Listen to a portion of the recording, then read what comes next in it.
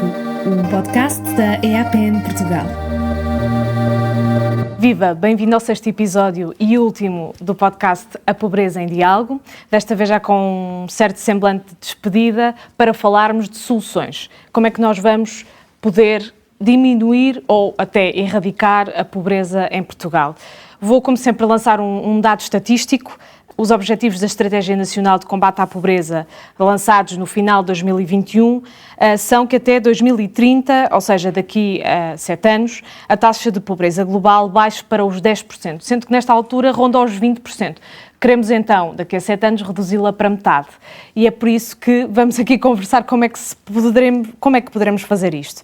Portanto, à volta desta questão, vamos estar na próxima meia hora aqui com o meu painel, começando pelo Júlio Paiva, que vem diretamente do Departamento de Desenvolvimento e Formação da EAPN Portugal, também com o Etienne Urré, a CEO da Natixis em Portugal, desde julho de 2020 e já com 30 anos de experiência em banca, portanto vamos perceber deste lado seu também quais é que são as dicas, e com o Edgar Santos, que é representante do Conselho Local de Cidadãos de Viseu, da EAPN Portugal. Bem-vindos, obrigada por estarem aqui. Etienne, se calhar comece por si, porque vem de fora, não é? E queria perceber como é que olha para a economia portuguesa, e como é que vê a possibilidade desta redução daqui a 7 anos da pobreza em Portugal? Obrigado Joana, e prazer de estar com vocês hoje. Portugal é muito atrativo. Portugal é muito atrativo para as empresas estrangeiras e Portugal é atrativo porque temos pessoas com alto nível de qualidade, porque temos um quadro de vida que é muito agradável e porque temos também uma competitividade sobre os custos que é aqui realmente competitiva. Temos também pessoas que falam muitas línguas e então Portugal é atrativo. De repente, Portugal, a economia portuguesa está baseada com pequenas e médias empresas, mas um grupo como Natixis está atraído a vir aqui e a desenvolver aqui para apoiar todo o nosso grupo no mundo inteiro. E é verdade que eu acho que Portugal, neste momento, é cada vez mais atrativo para as empresas ocidentais. Eu espero que, dessa maneira, vamos conseguir também a ajudar a Portugal a cumprir aquelas ambições, aquela redução de pobreza e a oferecer a todos os portugueses uma vida profissional atrativa e com sucesso. Mas é atrativa para as empresas e para as pessoas? Da minha opinião, tem que ser um win-win. Tem de ser ganhando-ganhando. Não pode ser só atrativo para as empresas. Aliás, se fosse só atrativo para as empresas, nunca iria ser atrativo ao longo prazo. Se a um momento para as pessoas vejamos que a equação financeira, que a equação pessoal, que a equação de desenvolvimento não está cumprida, rapidamente vai ser não vai ser atrativo também para as empresas. Vir-me para o Júlio para perceber da parte da EAPN Portugal quais é que são os principais desafios, por onde é que se deve começar, porque de facto vemos um aumento de custo de vida, vemos que os números da pobreza são ainda referentes a 2021, o que quer dizer que podem estar já desatualizados e podemos estar a falar de mais de 20% de pessoas numa situação prestes a estarem numa situação de pobreza. Acredita que estes objetivos para 2030 são possíveis em 7 anos? Sim, acredito, mas com algumas condicionantes, naturalmente. A primeira é, digamos, a aplicação da Estratégia Nacional de uma forma séria, concisa, e que seja, acima de tudo, monitorizada, portanto, no seu processo, como falou, de 7 anos, monitorizada e avaliada permanentemente. Portanto, nada nos serve declarar uma meta daqui por 7 anos para chegar ao final e dizer chegar ao final e não termos. Isso já aconteceu noutros planos de combate à pobreza em Portugal, infelizmente, e esperemos que desta vez façamos as coisas de uma forma completamente diferente. Mas porquê é que das outras vezes não conseguimos e agora vamos conseguir? Eu acho que foi exatamente isso, foi a falta de, por um lado, monitorização e uma avaliação, digamos assim, mais assertiva, E, por outro lado, também a implicação do próprio Estado, da sociedade civil, das próprias ONGs, do setor empresarial, enfim, uma implicação de todos estes stakeholders num processo que deveria ser mais global e que implicasse mais as pessoas. A tarefa de combater a pobreza não cabe exclusivamente às organizações sociais, não é? Às chamadas organizações sem fins lucrativos da ação social. Portanto, não é só a nós que nos cabe, nem só ao Estado. E essa perspectiva tem que ser frisada, encarada até de uma forma, eu diria, filosófica, moral, ética, no sentido de envolver todos os agentes, não é? Todos os agentes neste combate. E, portanto, isso para nós é fundamental. Quanto ao objetivo em si, reduzir a metade, que é mais ou menos do que estamos a falar, creio que é fazível. Em 7 anos não vai ser fácil, mas também tem que haver aqui uma implicação muito forte de todos os setores sociais. Não só do setor social em si, do chamado terceiro setor, mas também da área, digamos, do setor privado, não lucrativo. O que é que acha que as empresas poderiam fazer que não estão a fazer? Passarmos agora. O que não estão a fazer é um pouco difícil de resumir em algumas palavras, mas eu acho que o primeiro grande objetivo de uma empresa é criar valor acrescentado e também valorizar os seus trabalhadores, enfim, pronto. E há bocado falou-se também na questão dos trabalhadores pobres, muita gente que em Portugal trabalha e que é pobre, e portanto isso é um número, portanto, eu tenho aqui um dado, cerca de 1/3 dos pobres trabalham. Exatamente. Portanto, e cerca de 1 em cada 10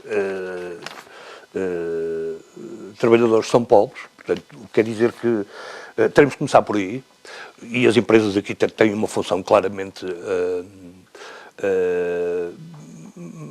muito forte neste combate, no sentido de valorizar os seus próprios trabalhadores, pagar melhor. Há a justiça fiscal também, que é importante, e aqui o Estado terá um papel fundamental também em equilibrar as coisas, e por outro lado, há que haver uma certa valorização das próprias empresas, ou seja, num universo em que 90 e não sei quantos, quase 95% das empresas, mais do que isso, as empresas em Portugal são pequenas e médias empresas, há que haver também um investimento em novas tecnologias, em formação profissional, não só da parte dos trabalhadores, mas também da parte dos empresários. Portanto, é verdade, temos um corpo de empresários com... Os próprios empresários têm falta de formação profissional e daí falta muitas vezes de acesso às condições para o desenvolvimento. É preciso lembrar que em Portugal estas pequenas empresas estão muito ligadas, pequenas e médias empresas, estão muito ligadas a setores que acrescentam muito pouco em termos de valor, muito ligado ao turismo, à restauração, etc, etc. E, portanto, não tanto às novas tecnologias, às novas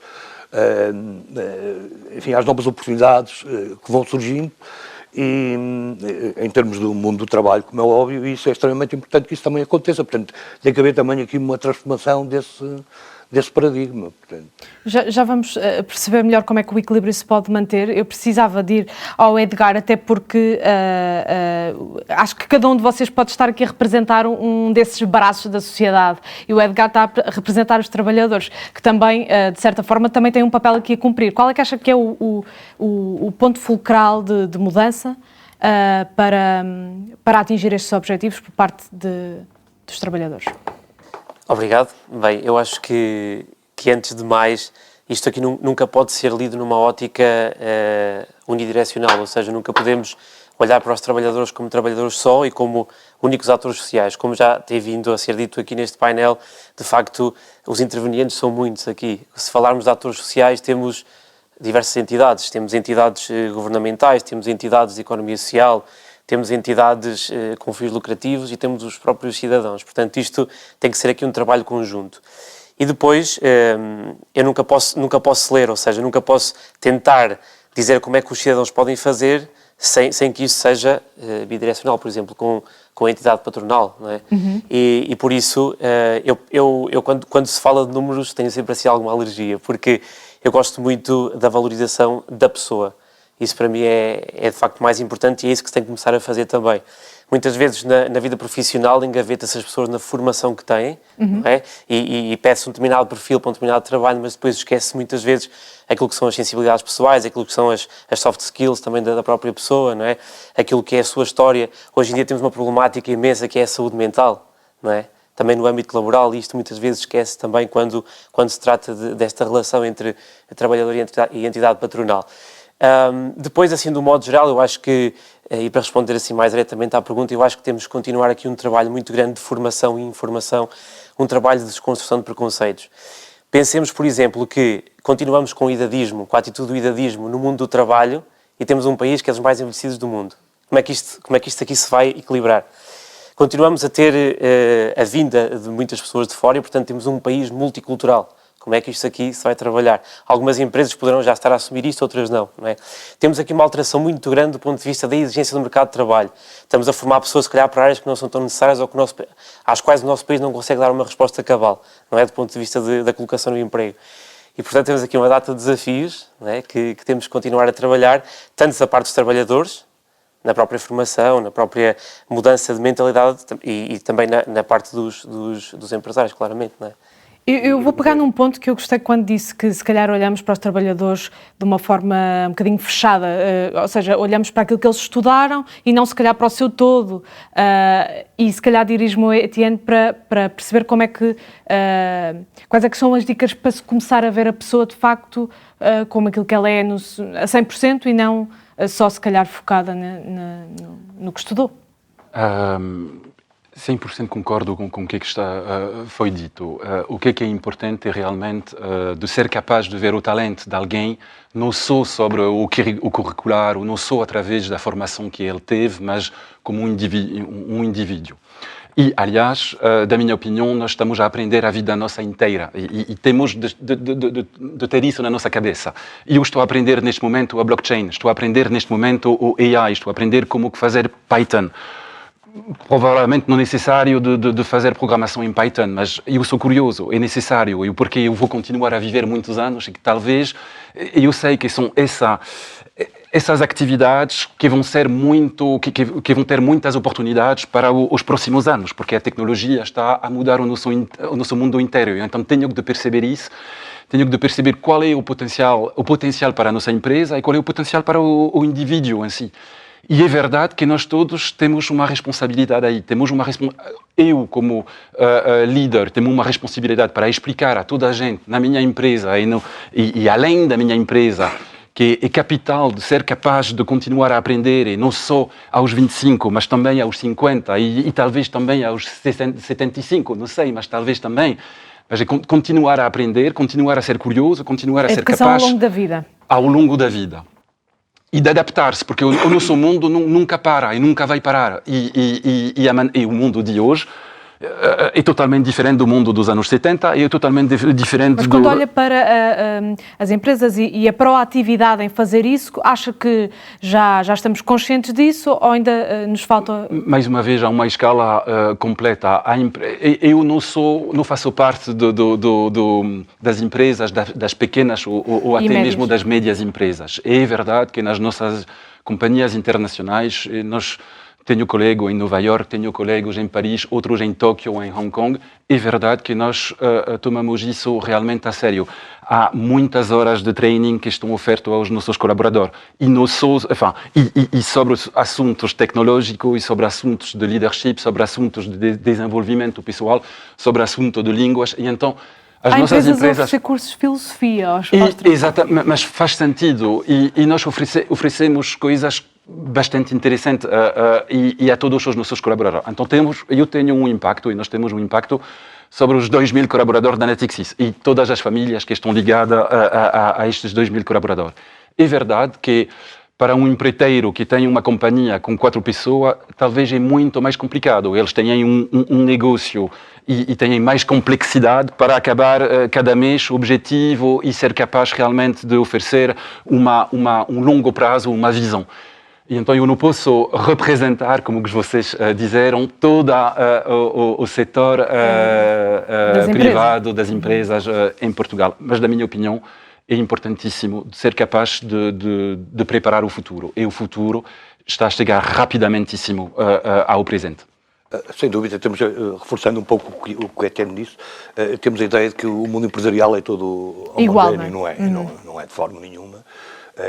Até porque há muitas pequenas e médias empresas em Portugal que já adquiriram esta componente tecnológica também e já conseguem fazer coisas completamente diferentes, não é? Não estamos só a falar de grandes empresas, estamos a falar do setor empresarial, algum dele, uma parte já tem, nomeadamente ligada às novas tecnologias, etc., que tem uma visão e uma filosofia de trabalho completamente diferente do que serão os setores mais tradicionais. O problema, eu acho que o problema é muito também pela questão de os setores preferenciais em Portugal, os setores predominantes em Portugal, continuam a ser setores de muito pouco valor acrescentado, muito pouco ligado às tecnologias. Apesar da formação já estar muito mais turismo. diversa, diria, do que há alguns anos, o Etienne dizia que se calhar as pessoas têm o poder de poderem escolher aquilo que estudam e de terem empregos que sabem que os vão. Na verdade, nem todos podemos também estudar o mesmo, não é? Mas a formação está diversificada e se calhar as empresas ainda não estão tão diversificadas. Sim, não sei exatamente, o Etienne se calhar poderia dar uma resposta mais concreta sobre isso. Na minha opinião, eu acho que está a haver aqui um reajustamento do mundo do trabalho, que vai ser necessário, que vai demorar provavelmente uma geração ou mais. Neste momento temos a geração mais qualificada de sempre em Portugal, mas o mercado de trabalho ainda não se adaptou a E isso é um ponto importante, porque queria falar também dos mais jovens e da forma como poderão estar a ser especialmente prejudicados. Tem-se falado muito disto, mas queria ouvir o Edgar, até porque é jovem, e se calhar tem uma opinião a dar. Sim, este é um campo efetivamente complexo, a integração dos jovens no mercado de trabalho. E há aqui uma série de desafios que, volto a referir, todos temos que ter em conta, ok? Tanto jovens como também empregadoras e entidades governamentais e todas as outras que estão associadas. O que é que acontece aqui? Primeira coisa, no fio condutor do que estamos a dizer até agora, a questão da informatização, da digitalização e da necessidade que há no mercado de trabalho de pessoas competentes nesse sentido. Bem sabemos que a procura de, por exemplo, engenheiros informáticos, pessoas com capacidade de programação, não é? Bem sabemos que isto é uma procura imensa deste tipo de profissões no mercado de trabalho. Aliás, eu diria que até quase das únicas que têm assim uma procura, além de outras depois relacionadas com a gestão, relacionadas com alguns níveis da saúde. Mas isto é efetivamente um problema. Porquê? Por exemplo, eu dou alguns exemplos práticos. Eu tenho colegas que são formados na área social e que muitas vezes são contratados por instituições como técnicos e, portanto, fazem estágios profissionais e, passado um tempo, estão a fazer o quê? Estão a dar pequenos almoços, estão a fazer a higiene das pessoas. Ou seja, há aqui um desfazamento. Claro, não é? Portanto, temos pessoas, por um lado, que têm uma formação, mas que, por outro lado, as instituições para onde vão têm necessidades diferentes e, portanto, acabam por depois fugir claramente da sua área de intervenção e ir para outra área de intervenção. Isto é um ponto muito grave e é um ponto que remete-me a uma palavra que é frustração de quem está, por exemplo, a formar-se agora ou de quem acabou de se formar e está a entrar no mercado de trabalho. Depois, há aqui outro desafio muito grande, na minha opinião, que é, se calhar temos níveis de desemprego relativamente baixos, mas a precariedade é maior ou menor? Outra questão que temos de ter aqui em consideração. E depois isto vai influenciar também, por exemplo, a questão da natalidade, eventualmente, a questão da dificuldade de conciliação entre vida pessoal e profissional. Desde logo porque as pessoas começam a ter vários empregos para Isso conseguirem mesmo. ter dinheiro para as despesas. Poderá ser isso, poderá também ser a sobrecarga de alguns empregos, não é? Poderá ser a questão da saúde mental, como dizia há pouco, está muito presente. E depois temos que voltar aqui a uma questão que é muito batida na sociedade de hoje, mas que é extremamente relevante, que é a adequação dos rendimentos. Nós bem sabemos que rendimentos e inflação, que isto é uma coisa tremenda, sobretudo em Portugal. E depois há aqui um problema que é, estamos efetivamente a cumprir direitos, direito à habitação, direito à alimentação, com os ordenados que temos, com os rendimentos que temos, não é? Face à sociedade que temos, é a inflação que temos. Tem sido tudo isso muito discutido e agora, se calhar, mais difícil é percebermos como é que os cidadãos, em nome individual, poderão ter mais força nesta tentativa de equilíbrio. E eu dirigi, se calhar, uma pergunta a todos neste sentido. Tem-se falado dos sindicatos, de uma perda do hábito de integrar sindicatos e da força sindical ao longo dos anos e, se calhar, menos presença agora nas novas gerações relativamente às anteriores, até por causa do histórico português de governo e de democracia. O que é que vocês consideram? Que tem diminuído a força dos sindicatos? Posso pegar por aí. Sim, de facto, o movimento sindical foi perdendo alguma força e alguma projeção, não só na sociedade portuguesa, mas de uma forma geral em todo o mundo. Isto tem a ver também um pouco com, digamos, aquilo que falámos há bocado, da luta do capital de trabalho e as próprias respostas que os sindicatos vão dando. Muitas vezes os sindicatos têm respostas um pouco corporativas, muito dirigidas, digamos assim, à sua própria profissão ou classe, não é? E falta-lhes às vezes um pouco uma visão mais global do mundo do trabalho e, portanto, aí pode haver uma falha. Mas eu acho que não é só o problema dos sindicatos, eu acho que o problema é a sociedade civil em Portugal nunca foi, tirando um período ali pós-revolução, nunca foi, e, digamos assim, com alguma anarquia, entre aspas, ou alguma confusão, nunca foi uma sociedade civil em si, nunca foi uma sociedade civil muito forte, ao contrário de outros países europeus, onde a sociedade civil é extremamente forte, por exemplo, o voluntariado, através do voluntariado, através das organizações locais, as associações de desenvolvimento, associações de vizinhos, etc, etc. Isto adquire uma força noutros países, o chamado terceiro setor não tão organizado. O corporativismo. Exatamente, tem uma força noutros países que é incrível, não é? Nos países do Norte, então... Mas talvez porque a família aqui é muito mais importante. Então sim, o facto pode ter a ver com isso. Historicamente a família em Portugal e nos países mais, digamos... Em Portugal é uma coisa muito importante, é uma coisa que eu posso notar. E então pode equilibrar o facto... Encontra na família o que não se encontra, ou vice-versa, aliás. Exatamente. E, portanto, eu acho que aí também há um papel de enfraquecimento dessa sociedade civil e da questão da participação cívica. É muito desvalorizada. Eu não vejo grande debate, digamos assim, mesmo em termos de comunicação social, sobre a questão da participação cívica. De vez em quando surge um tema que despoleta essa participação, mas é tudo muito... Cada um por si. É esporádico, vai surgindo, mas depois apaga-se. Estou-me a lembrar que há países que têm, por exemplo, muita força nas cooperativas de habitação. Exatamente, coisa que nós historicamente nunca tivemos e temos uma grave crise de habitação. Por exemplo, eu lembro, por exemplo, que muitas dessas soluções de cooperativas e de associações resolveram muitos problemas de habitação, por exemplo, em grandes cidades. Eu tenho um exemplo assim mais concreto de Berlim, onde estive mais ou menos recentemente, e as coisas foram resolvidas também com associações de vizinhos, também com a participação digamos, da sociedade, das pessoas, das associações, das pequenas associações, das pequenas organizações. E isso é extremamente importante. E em Portugal esse movimento às vezes é muito ténue e muito pouco desenvolvido e muito pouco promovido. Nós, em APN, temos muita preocupação da participação cívica, como sabe, temos conselhos locais de cidadãos e promovemos muito essa questão da participação. Para nós é um eixo de intervenção. Não se faz política sem os próprios interessados ou os próprios visados nas políticas. Perceberem aquilo que podem mudar, de que forma é que podem comunicar as mudanças que querem ver implementadas. Como experiência, são as pessoas que vivem essas situações que nos podem ser conselheiros, digamos assim. A ideia é um pouco esta, talvez um pouco grosseiro, mas a ideia é um pouco esta. Concordam? Sim, eu tenho que concordar com o Júlio nesse aspecto e, de facto, a participação cívica é aqui um elemento fundamental. Agora, eu muitas vezes questiono-me, a título pessoal, será que vale a pena, num contexto como Portugal, nós reclamarmos? Será que isso tem algum resultado? É sempre uma questão que eu me coloco, porque em todo este jogo, entre aspas, quanto é que as empresas e os empregadores têm poder? Quanto é que o Estado tem poder e pode intervir? Okay? Quando se fala, por exemplo, de uma subida de salários, do salário mínimo, como é que isto é negociado? Têm em conta as necessidades das pessoas, a inflação, e efetivamente conseguem fazer este jogo? Qual é que é a disponibilidade das empresas para melhorar esses aspectos, não só, como eu dizia, a nível do vencimento, mas também a nível, e falou-se aqui de empoderamento, falou-se aqui de implicação das pessoas, de compreensão das suas próprias vidas e situações? São questões que eu lanço e que eu deixo no ar. Etienne. Eu queria partilhar uma outra perspectiva, porque eu estive em Portugal em 96, 97. Eu estive 1 ano e meio em Portugal, 96, 97. E depois não estive em Portugal de 1997 até 2020. Quase uma geração. Voltei para Portugal em 2020.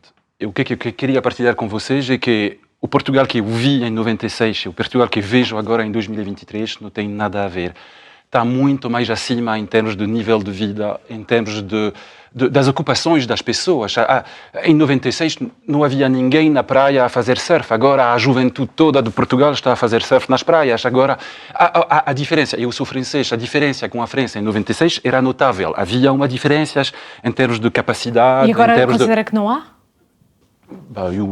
Claramente não é a mesma. Claramente não é a mesma. E há muitos franceses que gostariam de viver cá. É muito diferente. É muito diferente. Por várias razões, mas é totalmente diferente. E isso para dizer que numa geração o Portugal não é o que era na classificação de 96. Não é, claramente, em termos de vida, em termos de estilo de vida e em termos de capacidade para os portugueses de desenvolver-se. Eu concordo com o Etienne e nitidamente também temos que ver a perspectiva histórica. Estamos completamente diferentes. Mas há insatisfação no ar. E também não podemos ignorá-la, não é? Mas é obviamente que há mudanças e mudanças significativas, mesmo a nível, por exemplo, da educação. Agora estamos a ter problemas na área da saúde, mas não tem nada a ver. Todos os indicadores são claros em relação a isso. Progrediu-se imenso. A esperança de vida, a melhoria em muitos. O problema é que, estruturalmente, temos o mesmo número de pobres que tínhamos em 96. E, portanto, em 20 e 25 anos, mais um período desses, não conseguimos combater a pobreza. Não é só Portugal, claro, eu não estou a falar provavelmente dos números de outros países. Sim, aqui estamos a focar-nos em Portugal, não quer dizer que a realidade não seja extensível a outros países. Às vezes temos que ver a coisa de uma forma, na minha opinião, temos que ver a coisa de uma forma um bocadinho mais larga. Há um movimento, provavelmente europeu e mundial. A Europa temos características, somos uma federação de Estados muito grande, com 27 Estados, e portanto temos aqui, há diretivas, enfim, todos concordamos, temos uma espécie de conselho em Bruxelas que nos dirige, que nos ajuda a cada um dos países, que tenta equilibrar as coisas, etc, etc. O problema é que estes 20% de pobreza estrutural, que variou muito pouco ao longo dos anos, houve alturas em que caiu ligeiramente, mas bastou haver uma crise, enumerando todas as crises que tivemos nos últimos anos para remontarmos, e o problema seria, estas pessoas este número seria muito maior se não houvesse ajudas do Estado, por exemplo. Se não houvesse, enfim, se não houvesse... E organizações a trabalharem portanto, também. Os números disparariam provavelmente para 30 ou mais. Não é? E porquê? Mas essa questão de redistribuição da riqueza é uma questão central das democracias. É uma questão não é só para Portugal, é verdade que isto é uma questão política. Perguntar se não existe dinheiro para distribuir, não é? Mas há riqueza, há uma riqueza nos nossos países, há uma riqueza em Portugal, e a questão da distribuição desta riqueza e como que nós podemos efetivamente apoiar as pessoas que necessitam a mais para sair e também contribuir à added value, à riqueza adicionada do país, é uma questão central, é uma questão política. Claro. As empresas têm um papel, sem dúvida, nós temos temos um papel. E já agora, há vantagens em oferecer salários altos? Quais é que são as vantagens em oferecer salários altos aos funcionários? Talentos. Eu estou à procura de talento, eu estou à busca de talento. Hoje em dia eu tenho 250 vagas abertas e estou à busca de talento. E há talentos que encontro e há talento que não encontro. E há talento que eu vou para o estrangeiro para procurar. E então eu preciso de talento. E aí, para mim, claramente há uma questão política da redistribuição, mas há uma questão fundamental de todas as nossas democracias, é a educação. Nós vamos conseguir fazer isso com uma alta educação, uma educação que seja ágil, uma educação que seja capaz de adaptar-se. Adaptável. De adaptar-se Não seja estanca aquilo que, mais uma vez, como o Edgar dizia, é vermos as pessoas terem a capacidade delas próprias também se transformarem ao longo do tempo, aprenderem novas coisas e os empregadores terem a possibilidade de olharem para as pessoas também de forma diferente ao longo do tempo. Há bocado falava-se dinheiro, porque a pobreza não é só uma questão de dinheiro. Não é só uma questão de dinheiro. A pobreza é também educação, dignidade, enfim, cultura, saúde, todos esses níveis que têm que subir de uma forma que se possa combater a pobreza de uma forma integrada e efetiva. Se der só dinheiro, provavelmente as coisas não se vão resolver por aí. Não é? Sabemos isso de antemão. Portanto, há aqui componentes que têm. O Etienne falou aqui exatamente na questão da educação, na questão da formação ao longo da vida, que é extremamente importante. E em Portugal, para mim, em Portugal e noutros países, é fundamental. Neste tipo de sociedade capitalista, ocidental, desenvolvida. Portanto, teremos claramente que apostar nessa área, em subir isso. Começa muitas vezes muito baixo, nos primeiros anos da educação, portanto, apostar num paradigma completamente diferente. Vai demorar algum tempo até chegarmos e isso vai melhorar outros níveis. A educação vai melhorar níveis, inclusivamente de saúde mental e por aí fora. Portanto, tudo isso em 2 ou 3 se calhar deveríamos estar a focar no Ministério da Educação neste momento da conversa. Não, a luta contra a pobreza não é uma questão do Ministério do Trabalho e da Segurança Social. Exato, é uma questão geral. É uma questão da sociedade em si. Toda a gente tem, digamos assim, a função, ou deveria ter um papel a desempenhar um nessa papel a desempenhar nisto. No caso dos ministérios, politicamente, obviamente que têm. Não é? Há uma estatística todas as que políticas deveriam ter, peço desculpa, todas as políticas deviam ter, todas elas, uma espécie de cláusula, lá num sítio qualquer, de luta contra a pobreza. Fosse política de saúde, educação, fosse o que fosse. É engraçado porque Espanha fez isso há pouco tempo relativamente ao êxodo do interior, ao êxodo da grande parte não vou dizer interior, mas grande parte do território. Então todos os ministérios passaram a ter uma espécie de cláusula em que qualquer medida que fosse implementada passasse por um crivo demográfico, para se perceber se era bom ou não para a questão demográfica. E a questão da pobreza, para dar as chamadas políticas de poverty proofing, ou seja, algo que contemplasse, imaginemos uma política de transporte, uma coisa qualquer, teria que conter algo direcionado, um indicador qualquer, ou indicadores que ajudassem a combater a pobreza. Aliás, isto está muito plasmado agora na Estratégia Nacional, que tem contributos de muitíssimas áreas. Eu queria só dizer uma coisa assim muito rápida para terminar. Eu gosto sempre de colocar os pés na terra e de olhar para a realidade crua. Então, ok, necessitamos de mudanças estruturais, necessitamos talvez de algumas gerações para mudar isto, mas a verdade é, então, os jovens agora. Então, os jovens que... Eu terminei o secundário em 2011 e cerca de 40% a 50% de uma turma de 30 pessoas está no estrangeiro a trabalhar. Portanto, será que a realidade portuguesa é assim tão atrativa? Será que conseguem pagar a habitação? Tudo isso que temos falado muito nos últimos tempos. Outra questão, os idosos portugueses, as pessoas idosas portuguesas, face a turistas que venham também de pessoas idosas, quando olham para esses turistas, o que é que veem? É uma questão que eu me coloco. Veem pessoas que tiveram uma vida de trabalho e que agora têm possibilidade, ok, de ter férias, de ter uma vida mais desafogada até na idade de reforma. E como é que olham para essas pessoas, as pessoas portuguesas? É outra questão que me coloco, para não falar só dos jovens. Pronto. E tantas outras dimensões que falámos há pouco, um país multicultural, as pessoas com deficiência, por exemplo. Há aqui tantas realidades que temos que analisar. E se olharmos de forma crua para isto, como é que vamos fazer agora? Não é? Uma sociedade envelhecida e se calhar a geração que poderia estar aqui em força a mudar as coisas está a sair Isto para voltar ao discurso de como é que olhamos para os outros países. Uhum. Ok, Portugal desenvolveu muito, Portugal está muito melhor, mas chega, é suficiente.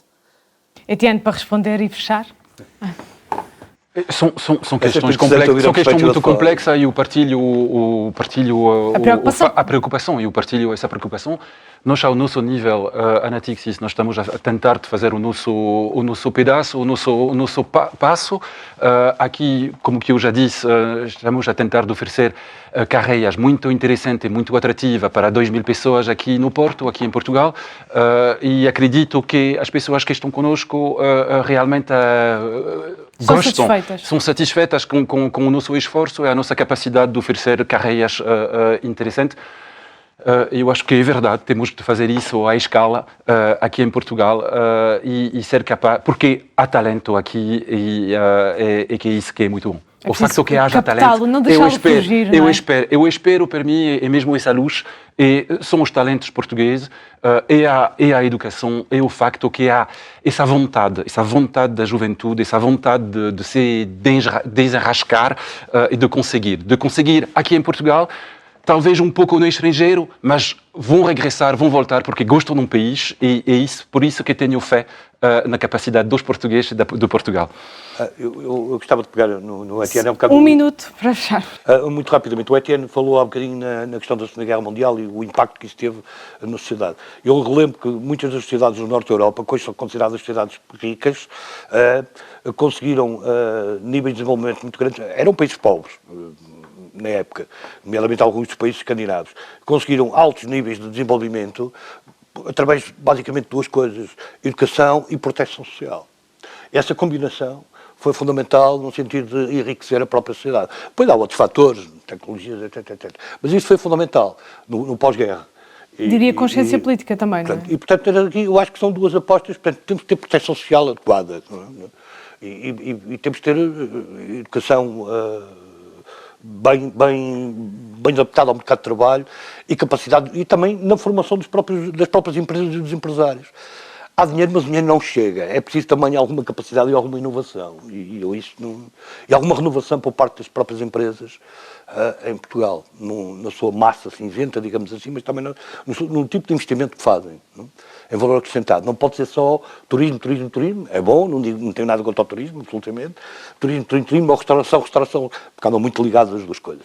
É bom, temos um país com sol e boas praias. Atrair outro tipo de empresas para Portugal que possam acrescentar valor acrescentado, fazer diferente e depois também ser exemplo para que mais outras empresas floresçam. Estamos num local, não sei se pode, estamos num local exatamente que é isto, que é um valor acrescentado, produz, que é completamente diferente de outros exemplos. Bom, Obrigada aos três, Etienne, Edgar, Júlio, por esta conversa. Foi muito interessante ouvir as vossas perspectivas. Eu agora tenho de terminar o episódio, que é o último desta série da Pobreza em Diálogo. Relembrar só que as ilustrações e a identidade visual deste projeto são da artista Helena Beatriz. A produção foi da APN de Portugal com a Filtro Produtora. Eu sou a Joana Ascensão e este foi o Pobreza em Diálogo.